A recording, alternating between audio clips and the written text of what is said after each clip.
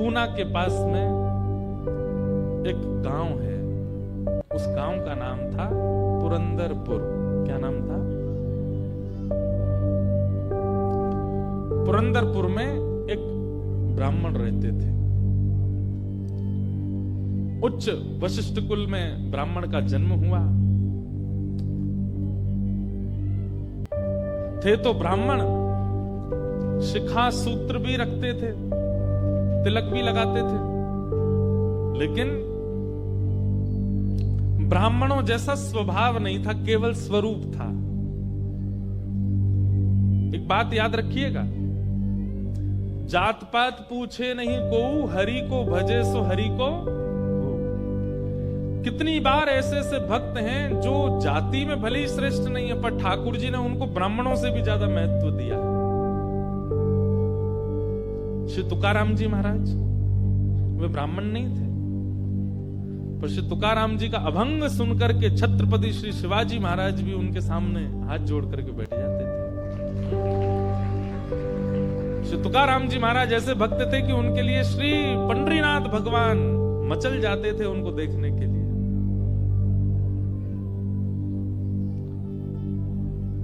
चोखो मेला पंढरपुर के पास भक्त हुए, उनका चरित्र मैंने कहा है। कैसे अद्भुत भक्त, श्रेष्ठ जाति के नहीं थे संसार के लिए, पर ठाकुर जी के लिए। ठाकुर जी आप किस वर्ण में जन्मे हो इससे ठाकुर जी को ज्यादा फर्क नहीं पड़ता, पर जहां भी जन्मे हो आपका स्वभाव कैसा है वो ठाकुर जी देखते हैं। आपका व्यवहार कैसा, आपकी विचारधारा कैसी। तो ये उन भक्तों के लिए जिनका स्वभाव अच्छा नहीं है, जिनका व्यवहार अच्छा नहीं है, जिनके विचार अच्छे नहीं है, वो भक्त बहुत ध्यान से सुनिएगा इस कथा को। तो पुणे के पास में एक गांव है पुरंदरपुर, वहां पर एक ब्राह्मण रहते थे। स्वरूप ब्राह्मणों का था पर स्वभाव वैश्यों का। वैश्य मतलब हमारे बनिया भाई लोग, उनके जैसा उनका व्यवहार था। कैसा? व्यापार करते थे, धन देते थे उस पे, क्या बोलते हैं उसको, ब्याज पे। ब्याज पे धन देते थे लोगों को, और अपना गल्ला खोल रखा था, गल्ले पे बैठते थे। ब्राह्मण का नियम है संध्योपासन करना चाहिए, यज्ञ करना चाहिए, अध्ययन करना चाहिए, ग्रंथों का अवलोकन करना चाहिए, पर ये सब कुछ नहीं करते थे। सुबह उठे, केवल तिलक लगाया, स्नान करके चोटी शिखा बांधी और सीधे अपने गल्ले पे पहुंच जाते थे। उनको दिन भर का यही, क्या देना है देते रहो। और इन सबके साथ साथ महाकंजूस, खूब धनवान थे। भगवान की कृपा से उन पर ब्याज का इतना धन आता था कि वो पूरे पुरंदरपुर गांव को अकेले भोजन करा सकते थे। पर इतने कंजूस थे, इतने कंजूस थे, दूध में अगर मक्खी भी गिर जाती तो दूध छान के पी जाते थे, और मक्खी को यूं पकड़ करके उसके भी 2-4 बूंद छींटा जो दूध के होते थे उनको भी लेकर पी जाते थे। दूध का क्या बिगड़े, इतने कंजूस। और कंजूसाई की हद तो तब पार हो गई, उनकी पत्नी का नाम था सरस्वती देवी। क्या नाम था? तो सरस्वती देवी जो थी, उनके पिताजी ने इसीलिए ब्याह किया कि भाई ये विप्रदेव जो हैं बड़े धनवान हैं, बेटी खुश रहेगी हमारी। तो सरस्वती देवी का ब्याह हो गया। उनकी मां ने, पिता ने जितने गहने दिए, ब्याह के अगले दिन ही, सब लोग इधर देखो, बहुत ध्यान से सुनो कथा। ब्याह के अगले दिन ही सुबह सुबह ब्राह्मण देवता उठे, देवी सुनो, सबरे गहने उतारो अपने। बोले क्यों? अरे देखो कितनी अच्छी नक्काशी की है इसमें, कितने अच्छे से तुम्हारे कुंडल बने हैं, कितने अच्छे तुम्हारे गले के हार बने हैं, हाथ के तुम्हारे बढ़िया कंगन कड़ूला, रोज पहनोगी तो घिस जाएंगे, उतार दो सब। पत्नी ने भारी भारी सामान सब उतार दिए, कानों के कुंडल, नाक की बाली और गले का एक मंगलसूत्र रहने दिया, हाथ के कंगन रहने दिए, पैरों की पाजेब और पायल रहने दी। लेकिन पुरंदर ये अपने ब्राह्मण देवता जो थे, इनको वो भी अच्छे नहीं लगते थे। रोज अपनी पत्नी को, क्यों इनको पहन के घूमती है, उनको दे दो, अंदर तिजोरी में रख दूं मैं। पत्नी कहती है तो सौभाग्य है, ये तो पहनने दिया कीजिए। महाराज कहते कहते 6 महीना हो गए, रोज टोकते। अब तो ये स्थिति में आ गए कि पत्नी के हाथ का भोजन नहीं करते थे। वो रोटी बनाती, बोले मुझे नहीं पाना, और अपनी दुकान पे जाके वो दुकान के पालक से कहते अपने घर से बनवा ला। दोनों भावना थी, एक तो नाराज थे पत्नी से कि गहने क्यों नहीं उतार रही है, दूसरा बढ़िया है घर का आटा बचेगा। इतने कंजूस। पत्नी बोली क्या करे, रात में बोली आप कैसे मानेंगे, बोले ये उतार दो जितने पहन रखे। उसने कान के कुंडल भी उतार दिए, हाथ के कड़ूला भी उतार दिए, पाजेब भी उतार दी, गले का मंगलसूत्र भी उतार दिया। सब बिल्कुल कोरी हो गई बेचारी। केवल नाक की एक नथ रहने दी उसने। बोले एक तो रहने दीजिए, कम से कम इससे पता तो चले कि मैं सौभाग्यवती हूं। भाई सारे गहने उतार देना मां के लिए अशुभ होता है। पतली सी एक नाक में वो नथ भी नहीं थी, छोटी सी एक कील जैसी थी। उसके लिए भी बोले कि रात में तो उतारी दिया करो इसको भी। इतने कंजूस। सब उतार दिया, पत्नी बेचारी साड़ी में और केवल एक नथ लगा करके मांग में सिंदूर भर के बिंदी लगा के वैसे घूमती थी।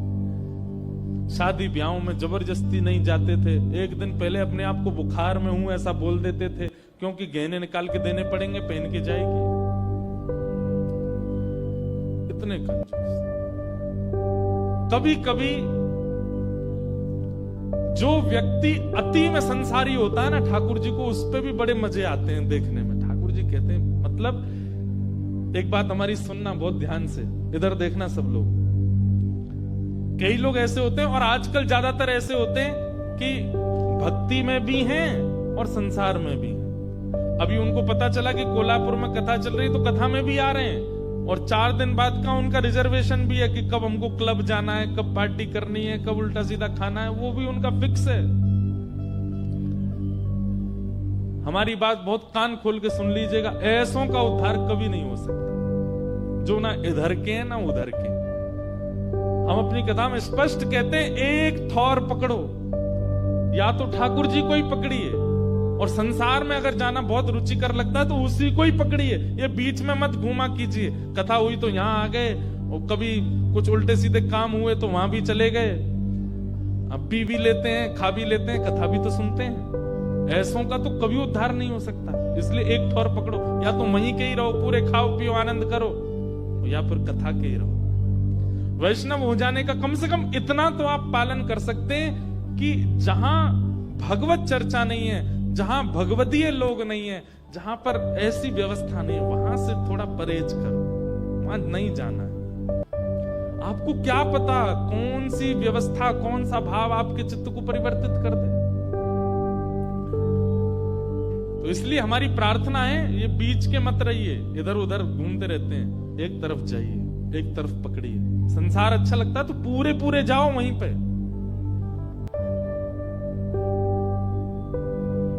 तो कभी कभी ठाकुर जी पूरे पूरे संसारियों पे भी ठाकुर जी रीझ जाते हैं। ठाकुर जी बोले, भाई ये ब्राह्मण देवता बड़ा बहुत अच्छा लग रहा हमको। क्यों? बोले इतना कंजूस तो हमने कभी नहीं देखा है, बहुत भयंकर कंजूस है। ठाकुर जी का मन आ गया उस पर। अच्छा, जो पत्नी थी ना सरस्वती देवी, वो बड़ी भक्ता थी। वो तो नाम जप भी करती थी, वो दर्शन करने के लिए भी जाती थी, लेकिन ये नहीं जाते थे उसके साथ। वो अपने माता पिता के मायके जब जाती थी, मायके वाले लेके जाते थे उसको दर्शन कराने। ये तो कभी नहीं लेके जाते थे, तो कंजूस थे, खर्चा होगा। और मायके भी खुद नहीं लेके जाते, इनके भाइयों से बोल देते, बोले तुम ही आके ले जाओ, उसमें भी खर्चा ना हो मेरा। सोचो कितनी ऊंचे लेवल के कंजूस। तभी ठाकुर जी का मन आ गया इस पे, तो इसको देखूं मैं एक बार। और हमारे श्री पंडरीनाथ भगवान, श्री विठल भगवान एक दीनहीन से ब्राह्मण का रूप धारण किया। फटी सी धोती पहनी, कुचैली मैली सी कुर्ता पहने, और पुराना काला सा जनेऊ धारण किया, और महाराज ऐसी तिलक सा लगा करके बिल्कुल दीनहीन झुर्रियां पड़ रही हैं मुखमंडल पर, और ऐसे हाथ जोड़ते हुए इनके दुकान पर पहुंच गए। रूप रंग देख करके ही पहले तो ब्राह्मण देवता समझ गए, बोले अरे ये और आ गया, ये कुछ देना वेना तो है नहीं, मांगेगा। कहो तन पे नहीं लगता, चल दिए कलकत्ता, क्या करने आए हो? ठाकुर जी बोले बहुत गरीब ब्राह्मण हूं मैं, मेरी बेटी का ब्याह होने वाला, अपनी पुत्री का ब्याह करना है मुझे, और मुझे ब्याह के लिए थोड़ी व्यवस्था चाहिए धन की। आप तो बहुत बड़े धनवान सेठ हैं, कृपा कर दीजिए ना, कुछ दे दीजिए मुझको, मैं अपनी बेटी का ब्याह कर दूंगा और थोड़ा ठीक हो जाएगा। या तो धन दे दीजिए, नहीं तो कुछ सामान दे दीजिए, सामग्री दे दीजिए, मैं उसी से कुछ ना कुछ तो व्यवस्था करूं। तो ये जो ब्राह्मण थे ना, ये जबरदस्ती रफू की हुई धोती और कुर्ता पहन के जाते थे कि कोई मांगने वाला आ जाए तो उसको दिखा दूं, देखो मेरे खुद के कुर्ता फट्टे में तुमको कहां से दूं। तो ठाकुर जी को दिखाने लगे, ये देखो मेरी धोती यहां से उधरी हुई है, मेरा कुर्ता यहां से फटा हुआ, कैसे तुमको दूं? मैं खुद नहीं अपने नए खरीद पा रहा, तुमको कहां से दूं भाई? ये सब तो केवल बाहर का दिखावा है, मेरे पे कोई पैसा वैसा कुछ नहीं है, दूसरों का धन ले रखा है मैंने। भैया चलते बनो, कहीं और जाओ, किसी और से मांगो, भगवान करे तुम्हारी बेटी का ब्याह बहुत अच्छा हो। बोले मुझे या तो धन दीजिए, नहीं तो मैं यहीं बैठा रहूंगा। ठाकुर जी जिद पे आ जाएं तो उनको कौन हटावे। ठाकुर जी वहीं बैठ गए द्वार पे, बोले मुझे धन दो, ऐसे तो नहीं जाऊंगा, मैं आपके दर पे आया हूं, कुछ तो लेके जाऊंगा, मेरी बेटी का ब्याह है। अंत में हार करके ब्राह्मण बोला, देखो मैं ऐसे नहीं देता हूं, कुछ लाओ, मेरे पास गिरवी रखो, पैसा ले जाओ, और जब पैसा हो जाए तो पैसा देके अपना सामान ले जाना, तुम पे है कुछ देने के लिए? ठाकुर जी बोले मुझ पे तो कुछ भी नहीं है, मुझसे कुछ काम करा लीजिए दुकान में, मैं ये कर दूंगा, आपकी साफ सफाई कर दूंगा, इतना कर सकता हूं, उसके बदले कुछ दे। बोले उसकी जरूरत नहीं है, सब है नौकर चाकर मेरे पास, मैं तुम्हें बस इतना कह सकता हूं, कोई मूल्यवान सामग्री दो, पैसा ले जाओ, और जब पैसा हो जाए पैसा वापस दे के सामग्री ले जाना। मतलब इतना भी दान नहीं कर सकता।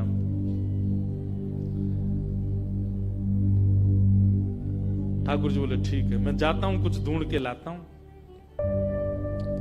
ठाकुर जी भी इतने खेलते हैं, ठाकुर जी जैसा खिलाड़ी नहीं है दुनिया में, इतना बड़ा खिलाड़ी कोई नहीं हो सकता। ठाकुर जी गए उस ब्राह्मण देवता के घर, और घर जाकर के द्वार पे खड़े होकर रोने लगे। इतना रोए, भीतर से सरस्वती देवी निकल के आई। अरे अरे अरे अरे ब्राह्मण देवता, आप इतना रो क्यों रहे हैं, क्या बात है? छोटी सी मेरी लाली बड़ी हो गई है, उसका ब्याह के लिए मैं बहुत दिन से वर ढूंढ रहा था, बड़ी मुश्किल से एक लड़का मिला है, अपनी बेटी का ब्याह करना है। बहुत जगह ठोकरें खा के मांगा मैंने, मुझे किसी ने सहायता नहीं दी, अंत में तुम्हारे द्वार आया हूं, यहां भी नहीं मिला, बेटी को क्या मुंह दिखाऊंगा, यहीं प्राण त्याग दूंगा, जहर मेरी जेब में ही रखा है। सरस्वती देवी तो बेचारी बड़ी भावुक, भक्त का इस स्वभाव है कि वो दूसरे की पीड़ा देख ही नहीं पाएगा, तब समझो वो भक्त है।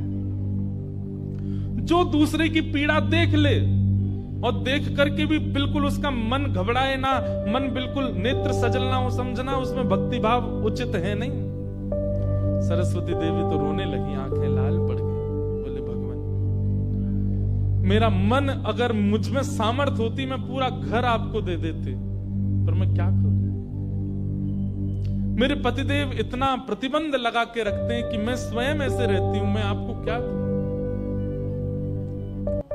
ठाकुर जी तो इतने पछाड़ खा के गिर पड़े, अरे हाय राम, अब तो मैं जहर खाना ही पड़ेगा, निकालू कहां है? सरस्वती देवी रुकी रुकी रुकी, ऐसा मत कीजिए भगवान, चरण पकड़ूं आपके, मेरे पास एक ही वस्तु है। और तुरंत अपनी नाक की जो कील थी वो निकाली, और निकाल करके बोले ये ले जाइए, इससे थोड़ा बहुत धन आपको मिल जाएगा, स्वर्ण की है, आप अपनी बेटी का ब्याह तो नहीं कर पाएंगे पर कुछ व्यवस्था तो हो जाएगी आपकी। ठाकुर जी तुरंत, जहर भी पता नहीं कहीं गिर गया था, बढ़िया तुमने दे दिया, अब मैं कुछ कर लूंगा व्यवस्था। ठाकुर जी वो कील उसकी नाक की ले ली और सीधे गए उस ब्राह्मण की दुकान पर। देखो कितने उद्यमी है ठाकुर जी। और उसके दुकान पर जाके सीधा ले ले, और इसके बदले अब ला पैसा दे मुझको। तू कह रहा था ना कुछ सामान दो, उसके बदले पैसा मिलेगा। ये ले सोने की कील नाक की, धर ले अपने पास, ला पैसा दे। ब्राह्मण देवता ने जैसे कील देखी,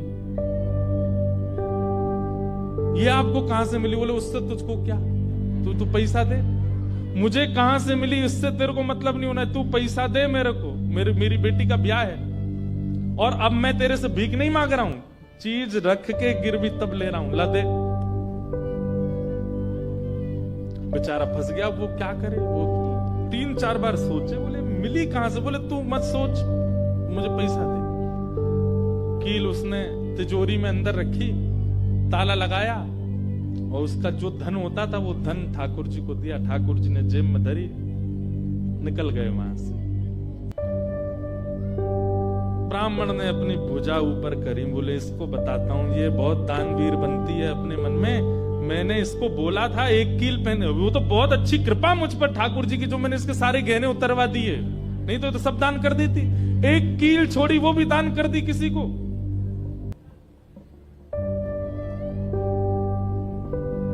पहुंच गए। अब यहां वो ब्राह्मण जा ही रहा था अपने घर, उससे पहले दुकान का जो मुनीम था वो बेचारा सरस्वती देवी को बहुत मानता था, कभी कभी सहायता कर देती होंगी उसकी।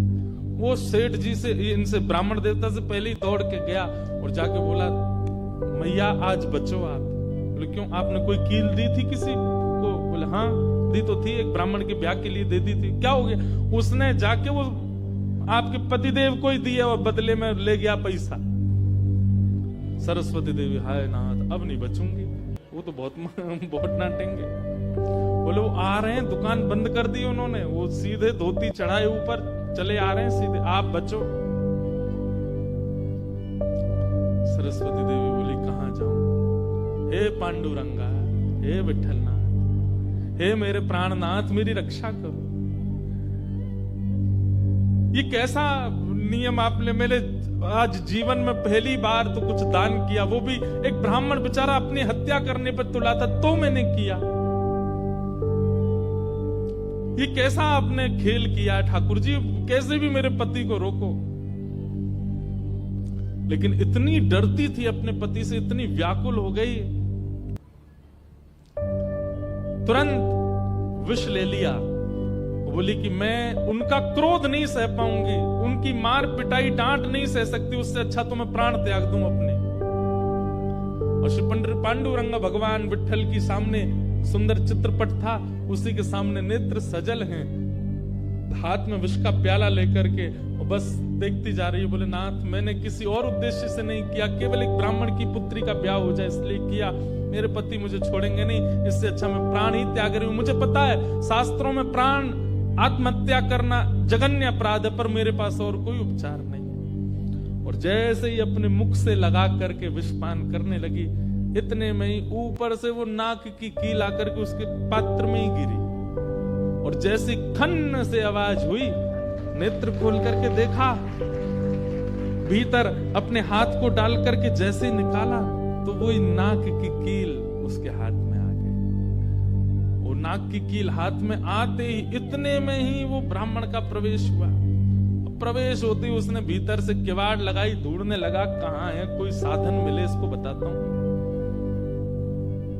पत्नी सामने खड़ी थी, कहिए कहिए, आज कुछ कहूंगा नहीं, आज तो करूंगा, तू बता तैने किसी को दान कैसे किया बिना मुझसे पूछे? तू क्या दान किया?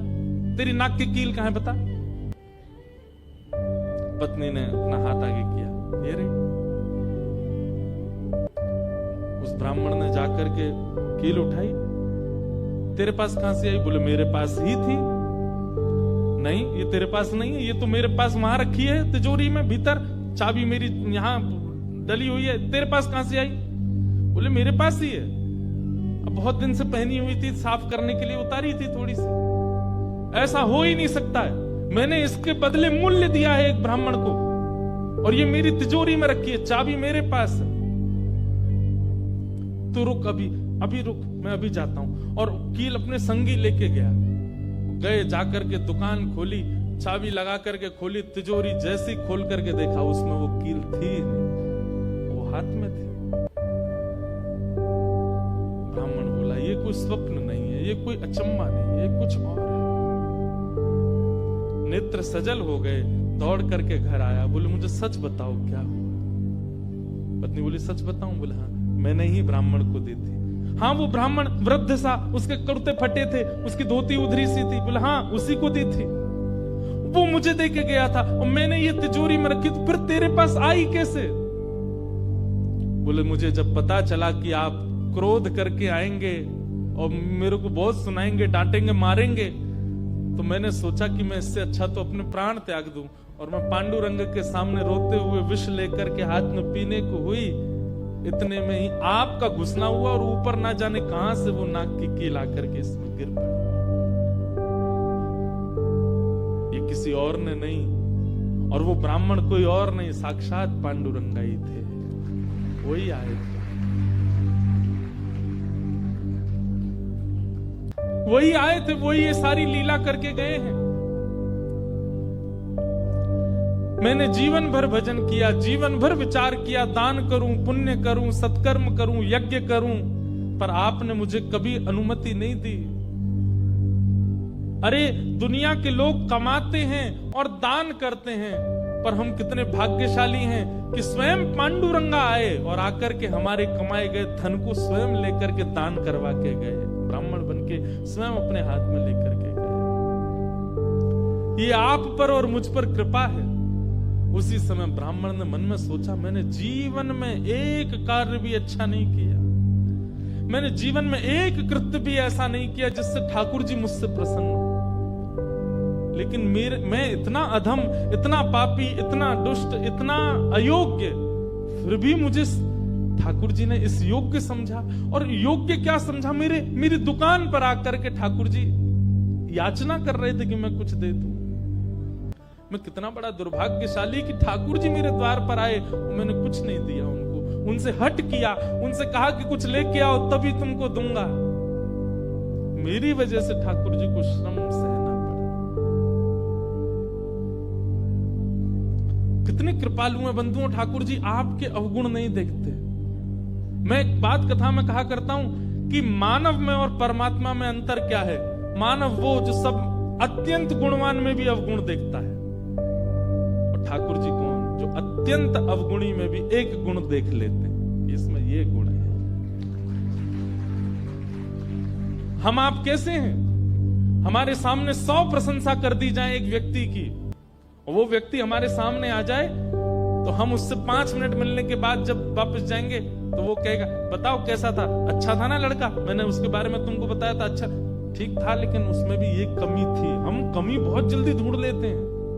और ठाकुर जी अत्यंत अयोग्य, अत्यंत